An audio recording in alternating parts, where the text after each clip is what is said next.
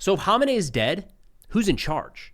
And when President Trump tells the Iranians that now is the time to take back their country, what does that look like? I mean, things are pretty hectic in Iran right now. So to better understand some of the dynamics, we're joined today by Jonathan Saya. John was born and raised in Tehran and today works as a research analyst at Foundation for Defensive Democracies, where he focuses on all things Iran.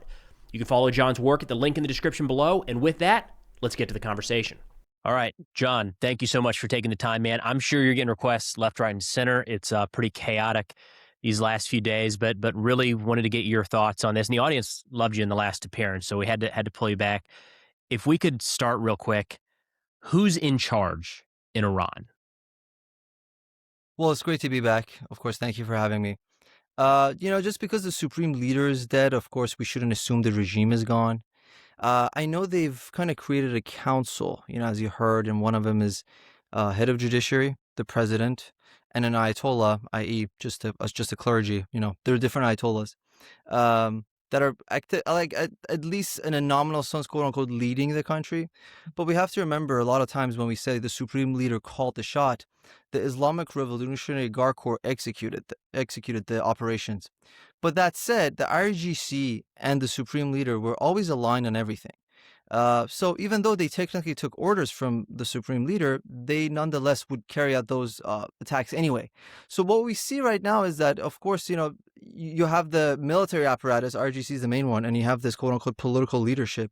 It's debatable how much influence they have, but more importantly, when we talk about decisions, the question is, what are the decisions to be made? So, the Islamic Republic for the longest time, of course, was anticipating a U.S. attack. So in that capacity, I think they've already have a strategy in place that even if there's no leadership, they still were to pursue their tactics. And it, of course, is regional war, like they've threatened. So, if you're an RGC officer or not a high-level commander, you know what to do. Your job is to just attack regional U.S. bases, Israel, and just, like I said, create a form of chaos that would really act as a deterrent, quote-unquote. Is debatable whether it's having that impact. And of course, we know they've been, even if they wanted to negotiate, we know they don't really negotiate in good faith. They never provide concessions or compromises. So there's really no big decision to be made, I guess, if that makes sense. So it's hard then to talk about kind of the or is it hard to talk about the ideology right now in the regime if we're talking about kind of being ruled by a group of people? Is it possible that some of those are hardliners and some of them are not, or is it probably pretty uniform in their views? It's always been uniform in your views. Okay. The way to look at it is, you have the quote unquote reformist camp that you had the former president Rouhani, the current president Pezeshkian, but the former president Rouhani, he's the one that actually led the JCPOA. But that, of course, is part of the regime's tactic. For the longest time, if they wanted to reach out to the West or, somehow appease their population, they try to elevate that network of reformists. I guess the way to look at it is that when it comes to internal unrest, a hardliner would call you a rioter instead of a protester and then kill you, but a reformist would call you a protester but still would kill you. So it's a rhetoric, it's rhetorical for the most part.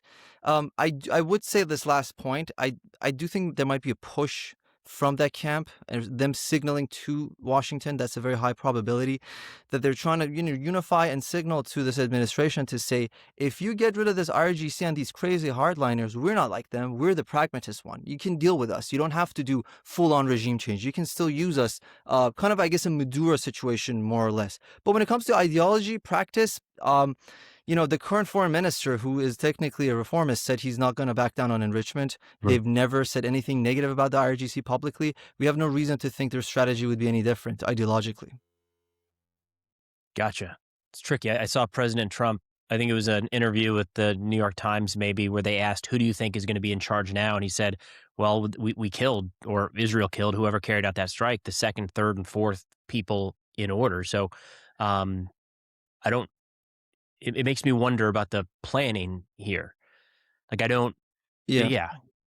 I mean, I think that is the tactic to ensure that. I mean, I think it was an Israeli official that said anonymously that they're going after past, current, and future leadership. They want to ensure that, this regime does not have the capacity to really, I like you pointed out, I guess, make decisions. As to what the long-term planning is, I think, Trump was more or less clear that the idea is to empower the Iranian people. We can get into that. Of course, I know that's a bit vague as to what that even means. Mhm. But I highly doubt there's many in Washington that have faith in uh, leveraging different elements within the Islamic Republic. I just don't see that as happening. Interested in your thoughts on kind of, it sounds like maybe the delegation of authority through the IRGC. So you're talking about how Khamenei and the IRGC was kind of, they're always making the same decision. So maybe his being removed doesn't change the direction of the IRGC. But there have been a lot of statements that they've pushed kind of release authority, for lack of a better term, down the chain to regional or local company commanders. That's something that, is normal in a Western military and a NATO military. We understand that. We know that Russia struggled with that a lot at the beginning of their war. How likely is that in the Iranian military? Is that the type of force that is able to do that kind of decentralized command? Or is that going to be more of a short-term thing and probably fizzle out, do you think? So the main differentiator here is the role of ideology. Of course, when we look at the armed personnel or different pillars of the regime, not all of them are ideologically devoted. I think many of them are corrupt, many of them are opportunists, and many of them actually, believe in this like Islamist rhetoric, and I think that's key. So, as to whether they can still operate without a command, we've seen them more or less do that. I think they know what the red lines are. So if you ask any IRGC personnel right now, is that of course we're going to continue to strike back against the United States. We're going to create a regional war, and we're ready to crack down internally. This is something they've been more or less prepared for. They've seen it. They've seen what happened to Iraq. This was a contingency plan for the longest Mhm. time. Whether that's working, that's a different scenario, or how sustainable that is. So to your point, even if we were to get regime change, these rogue elements are probably still going to pose a threat even post regime collapse. So we have to really keep that in mind, how we're going to address that. Whether they're going to fully be eradicated, I think long term it does look promising more so. For example, when you look at Hamas, even though you really killed their leadership, you still have like random elements. Or same with ISIS. Um, I don't see that being fully applicable to the Iranian context, given that the masses are so resentful towards them. I do think once it really gets down to the hyper-local level, these people have been identified by their neighbors, by different, NGOs, by different activists. So I think that idea that post-regime change activists or Iranian nationalists would have to really go and address these challenges is going to be a major phase of this war. All right, so I definitely want to get into what we're thinking the Iranian people might do here or could be capable of doing here. We'll get to that right after a quick word from today's sponsor. So as you can imagine, in this line of work, I spend a lot of time online on a bunch of different websites around the world, which means every single time I log on, my internet footprint is pretty exposed. And that's why I partnered with today's sponsor, CyberGhost VPN, to keep my online activity private.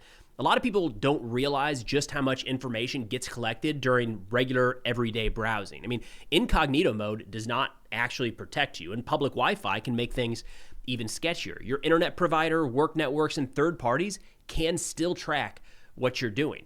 Now, CyberGhost VPN secures your connection by encrypting and rerouting your internet traffic. That helps keep your real IP address hidden and your activities private. It's also great for accessing geo-restricted content on 40 plus platforms like Netflix and Disney Plus.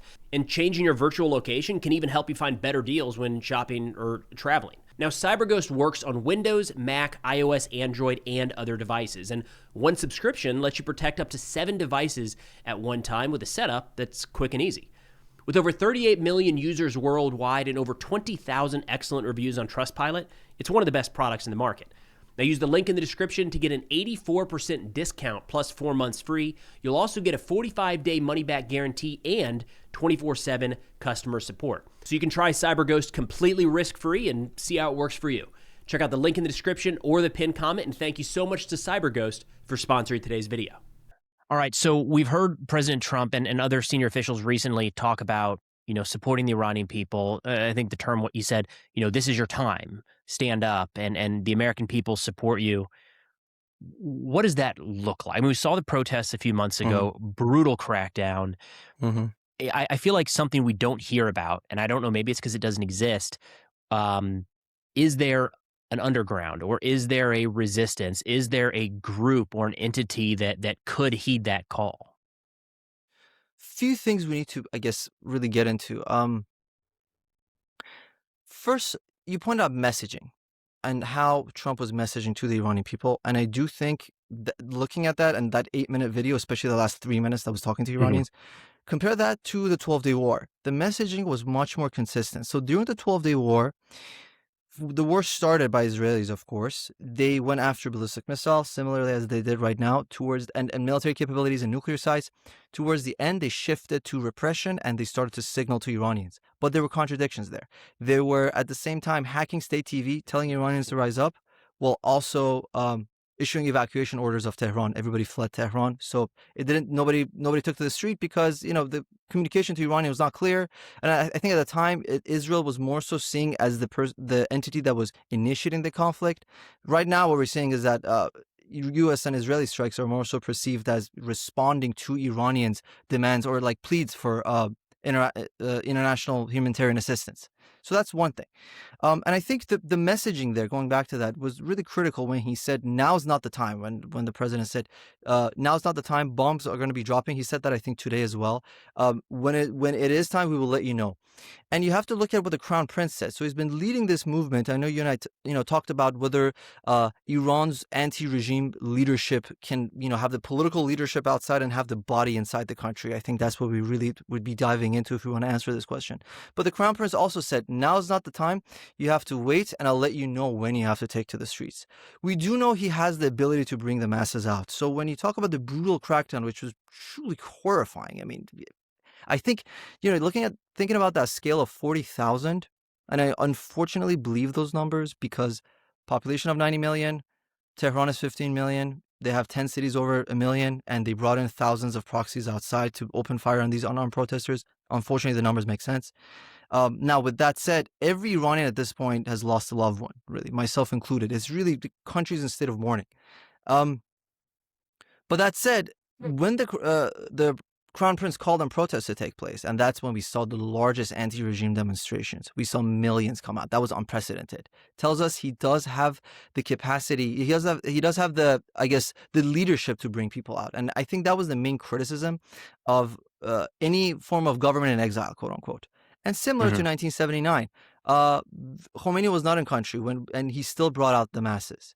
And I think that's critical. So getting into the details, and sorry this is a long answer, but it's a very comprehensive question. It's important. Getting into the details, how would that really play out? I think, one, they're targeting the repression apparatus like they haven't before. So especially today, if you look at Israeli strikes. You're talking about Israeli and U.S. strikes. Yes. And to differentiate, for the most part, Israelis seem to be, and I might be wrong, but Israelis seem to be the ones carrying out operations in Tehran. They're the ones going after buildings and assassinations, while the U.S. force is mostly focused on major sites, naval force, headquarters, silos potentially. So that is the interesting division of labor between the two. But Israeli strikes also, Israelis are more transparent with whom they struck because they want to speak to Iranians more. They've been really going after the Basij headquarters, IRGC. So even compared to the 12-day war, this is really unprecedented. So they're laying the foundation there to allow Iranians to come out. Now, I know that sounds, it's too big picture. Because you might get rid of IRGC leadership, but you still have foot soldiers, the repression forces that are still getting deployed right now. They have set up checkpoints. So it comes down to either hyper-local attacks, meaning you have a drone base inside Iran, because fighter jets are not going to do it. It needs to be more smaller scale. You need to have a drone base inside Iran that would target specific squads. And this is something Israelis have the capability to do. They did in the 12-day war.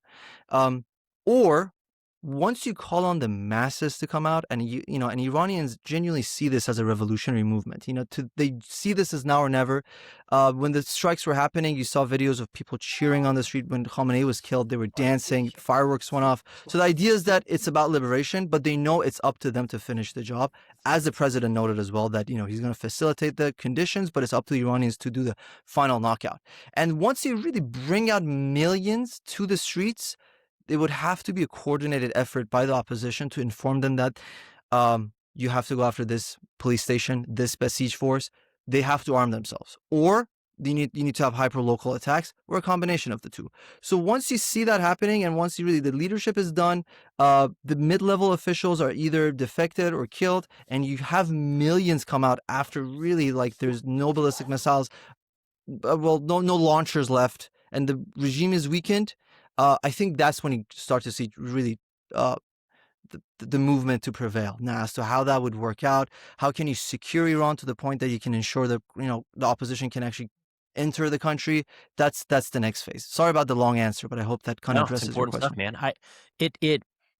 It sounds so daunting for a population to rise up against an authoritarian regime like this, one that just recently showed what they're willing and capable to do. Like it's I'm having a hard time getting to that, thinking that the Iranian people would be able to do, like, the amount of bravery needed to do that is staggering.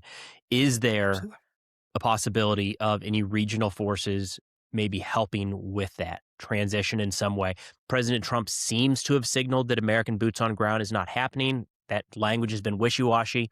Are you looking to any countries in the region that maybe could help facilitate that type of transition? Only Israel. And when you look at Saudi Arabia, you look at Turkey, Qatar, UAE is not really in the mix, Oman. Look at these 4 or 5 regional countries. None of them really have an incentive to see the regime gone. So they're not going to get that involved. They don't have the capacity, number one. Two, for example, with Turkey and Qatar, these are Muslim Brotherhood-backed states. They work with the Islamic regime. They finance Hamas together. Money laundering operations is huge for Oman, UAE, and of course Turkey with Tehran. Saudi, on the other hand, even though he's not Muslim Brotherhood backed, they don't want a competitor. They want to be the only ones that are having these military agreements with the United States. They want to be the one that's selling oil. No one ideally wants a competitor on there. They don't want a rival. Ideally, what they would want is a weakened Islamic Republic that doesn't attack them, but at the same time is staying down. And that's what the Iranians really think. People on the ground, they don't find any other country to be their ally, increasingly Israel, because they know for a fact that Israel is the only Middle Eastern country that wants to see the regime gone. That's why I think also the society as a whole is more so shifting towards like being open to Israeli intervention. This is not to say the average Iranian is not critical of certain Israeli campaigns, whether in Iran or in Gaza or whatever. I'm not making that claim. It's more so seeing that this is a pivotal moment where us as Iranians and the Israelis and the Americans are fighting against a shared enemy, and it's really about strategic objectives here. You point at ground troops. I do agree that it's unlikely. I know Trump said he didn't rule it out. It's very unlikely for us. I doubt it. But the forces that are in the country are Israeli operatives. They were active, of course, during the 12-day war. I know for a fact they definitely have to be on the ground right now, given the deep penetration of the regime's apparatus. And I think they would probably have some trick up their sleeves that we haven't seen yet. Looking at the pager attacks, looking at how they pulled off assassination of Khamenei in the 12-day war, I'm inclined to think there's more to it. And once actually the masses come out, I do think they're going to play a key role somehow to help with this transition of power. When the protests were being suppressed, I made the argument, people were saying, well, if the U.S. or Israel attacks, that'll rally people around the flag. And I said, no, not like this. I mean, they want these organizations gone. Now we're seeing the effects of some of those strikes. And it's hard to sift through everything, but there no doubt have been strikes that have hit civilian infrastructure, it looks like. Again, overwhelming amount of information right now. Is it possible that a poor execution here could shift that balance and we could see a rally around the flag? How likely do you think that is? I think it's highly unlikely because the regime killed 40,000 in 2 days, maybe 3, 48 hours all it took. Mhm. Unless Israel's going to match those numbers, which is so unlikely, I don't really see that happening. Also, a lot of times when we talk about quote unquote civilian infrastructure, we need to keep in mind, Islamic Republic officials has been confirmed that they hold meetings in hospitals. They have used schools for detention centers of protesters or to really as an operating base for security. So it's really the Islamic Republic itself using the civilian infrastructure. They use ambulances a lot of the times to move troops around or forces around when protests happen. So they're the ones actually leveraging these. So when we hear about civilian targets being hit, I have no doubt that unfortunately, definitely some strikes end up causing damage to a hospital. I think Israelis even confirmed one of those. They apologized and they said it might be minor or whatever the case may be. But that said, I just don't see in any scale of attack for it to match the regime's brutality. I mean, and that's just, and the 40,000 was just within 48 hours. There's so much more to it. I mean, uh, how they treated the victims' families afterwards is was another wave of repression in its own that led to so much resentment. The way they just forced families to dig through piles of bodies to find their loved ones, if they were even willing to, and the loved ones were shot in the face or in the heart. And on Jesus. top of that, they make you pay for it. They're like, oh wow, we use an AK actually on your son, which is more expensive than a 9mm. And they charge like $5,000 up to $7,000 they charge for this just to release the body. And it's this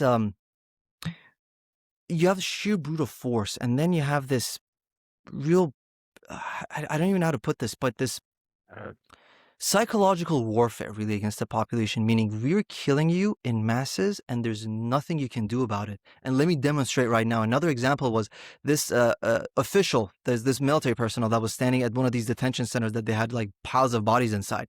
The mom and dad went in to pick up their child, their daughter, and they looked the person up and down and said, you know what? If you go buy us like a few sandwiches, we might be able to, let you go, find your daughter's body. Maybe. I don't know. I don't know if I'm in the mood for that. So like this is the people, this is the mindset that the Iranians are dealing with for the last 50 years. So, like side effects of like certain bombing campaigns that are realistically going after IRGC officials that live in a part of Tehran is not comparable to what Iranians have endured for half a century. I don't want to get too hung up on these hypotheticals down the road, but when I hear that, something that comes to mind is I don't know if I could forgive people that did that to my family and loved ones. And when we're talking about what comes next in Iran, I mean, all of the regime officials, all of the secret police, they're not all going to die by U.S. and Israeli airstrikes. Plenty of them will survive. And I would think that there has to be some sort of integration back into society. But I mean, is that feasible, do you think? Such a good question. So we saw what happened with de-Baathification. Mm-hmm. Many of these commanders, and they ended up joining ISIS.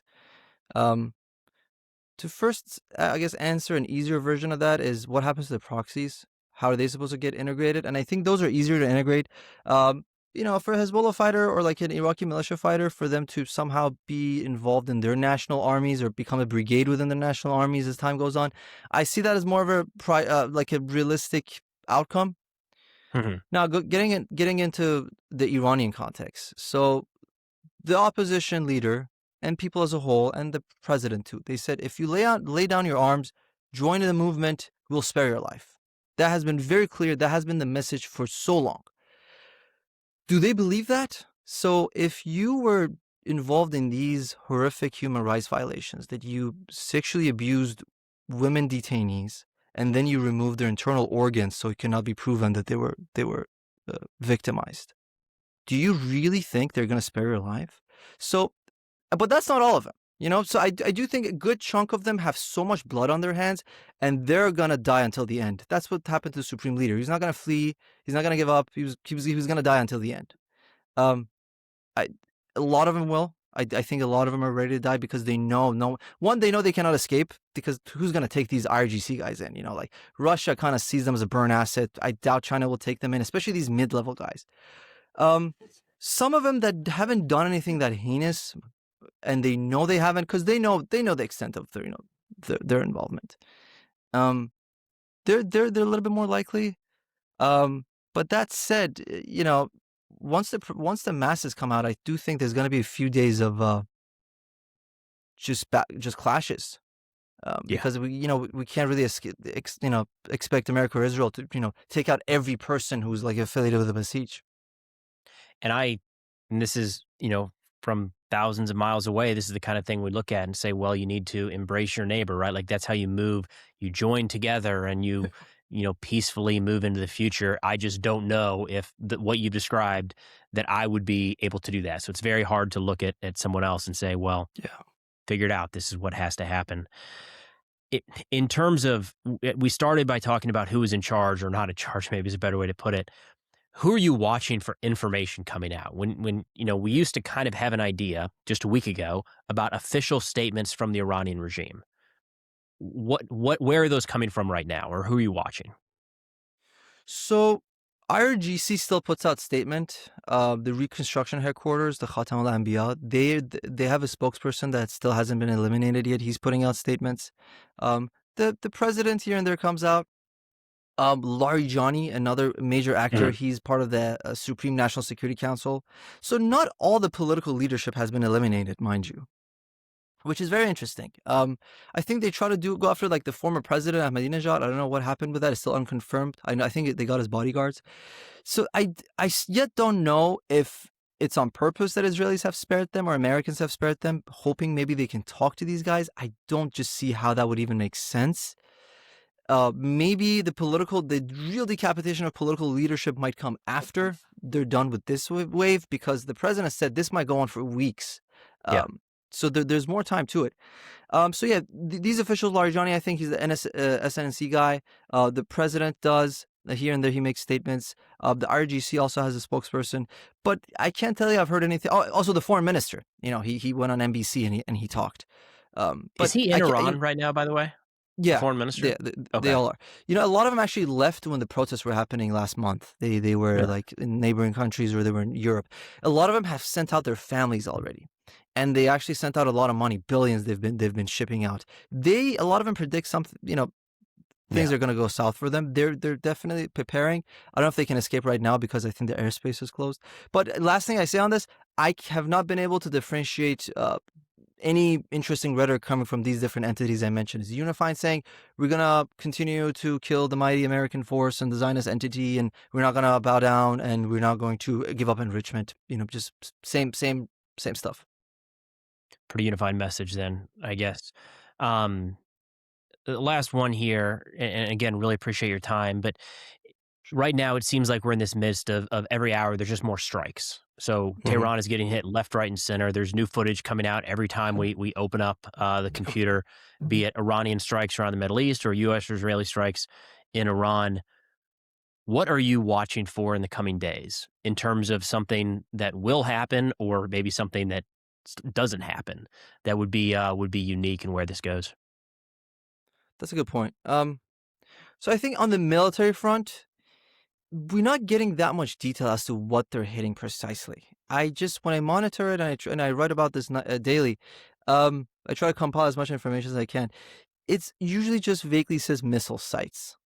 And that's crucial, because if you really want to degrade their military capacity, we know they don't have an air force. Their proxies haven't really done much so far. They don't have that many capabilities. I know they attacked the U.S. embassy, but that was about it. So it comes down to these missiles, and these are and drones, of course, but mostly missiles. So it's not clear to me exactly if they've gone after the silos yet, and that's really key. I think so far they've gone after launchers or launch pads, which does make more sense, because you're probably looking at about 2,500 missiles. Most of them are short range that have been used. Some of them are medium range. Iran has a few long range ones. So most of them are like the 300-500 kilometer range that have been used against the Persian Gulf states. Against Israel, they use the the over 1,000 kilometer one, more or less. So I guess my question is, would they really destroy all these silos, or do they think just taking out the launchers is enough? So I think militarily, I'm looking out for that. If they're going to make any announcement as to how many numbers of missiles they've gone. So 2,500 is a lot. I think, before the 12-day war, they had 3,000. By the end of it, they had about 1,500. And, doing the math right now, they started with about 2,500. They've launched about a couple hundred at Israel, 150 at UAE, 50-ish about at American bases here and there, and like another 50 at Qatar, some at Oman. About 500 have been fired so far, so they still have plenty. I want to see if the U.S. strategy is going to go after the silos or just that. So that's one thing I'm definitely looking out for militarily. Another one would be if they switch to hyper-local targeting. I know they've been hitting Tehran, as you mentioned. I want to hear more about details of assassinations because the only people that they've named are commanders. And I'm sure because of how sensitive intelligence is, they cannot really say whom they killed because it would foil it as to how they got the information to begin with. But once they really start declassifying this and start telling us that, we've got XYZ mid-level officer in, that spot. I think ultimately we're waiting for the second phase that we're going to be informed that the bombing campaign is done and it's about Iranians rising up. But I think it's going to take some time for us to get there. So yeah, really, I think we're looking at military updates coming from Israel or this administration. You say maybe they don't put out the information because it could give away intelligence, but Israel is announcing this stuff like bombs go off and like 12 hours later, we've got a graphic of like the flight plan and the inside look at the building. And I don't know, hopefully they're not burning sources left and right, but they are sharing information constantly. But they're going after commanders. My point was like mid-level guys if they start talking about, like, for example, if they tell us, they said they killed like 40 high-level commanders. If they announced that, hey, we killed 1,000 foot soldiers that were involved in repression, that would be critical, which means it's time to rise up because we've killed enough of these guys. Makes sense. All right, John, a lot happening. Appreciate you taking the time, sir. Thank you for having me. All right, so thank you again so much to John for taking the time. He's doing media spots left, right, and center, getting a lot of calls, as you can imagine.